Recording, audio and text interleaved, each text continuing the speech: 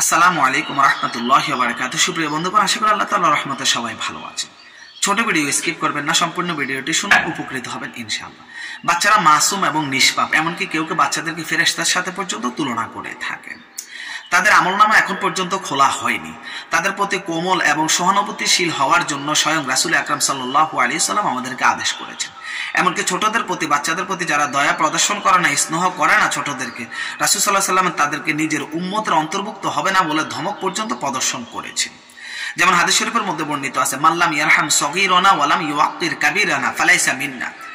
যে আমাদের ছোটদের প্রতি, বাচ্চাদের প্রতি দয়া করে না, স্নেহ করে না, তাদেরকে মায়া করে না, তাদের প্রতি অনুগ্রহ করে না এবং আমাদের বড়দের সম্মান করে না, সে আমার উম্মতের অন্তর্ভুক্ত নয়। কত বড় ধমকের কথা!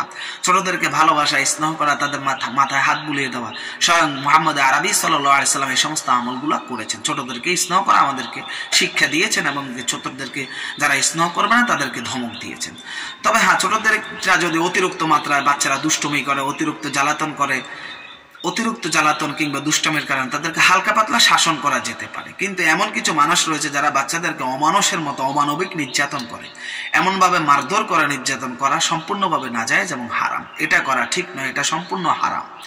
ওই সমস্ত লোকেরা আল্লাহর রাসূলের এই ধমকিপূর্ণ হাদিসটি তাদেরকে অবশ্যই মনে রাখা উচিত, তাদের মনে করা উচিত যে রাসূল সাল্লাল্লাহু আলাইহি সাল্লাম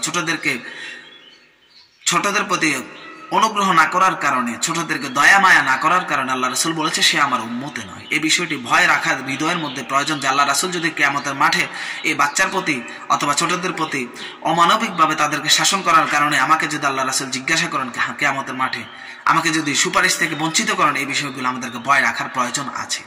তো এই বিষয়টি ভিডিওটি অবশ্যই এখনই শেয়ার করুন যাতে বাকিরাও জানতে পারে, এবং ভালো লাগলে লাইক করতে পারেন। কোনো বিষয় জানার থাকলে অবশ্যই কমেন্ট করবেন, উত্তর দেওয়ার চেষ্টা অবশ্যই করবো ইনশাআল্লাহ। চ্যানেলের মধ্যে যদি নতুন হয়ে থাকেন, গুরুত্বপূর্ণ আলাপ আলোচনা এবং ইসলামিক মাসাইলগুলো পাওয়ার জন্য এখন চ্যানেলটি সাবস্ক্রাইব করুন। আগামী কোনো পর্বে দেখা হবে। সে পর্যন্ত আল্লাহ সবাইকে ভালো রাখুক, সুস্থ রাখুক। আল্লাহ হাফেজ।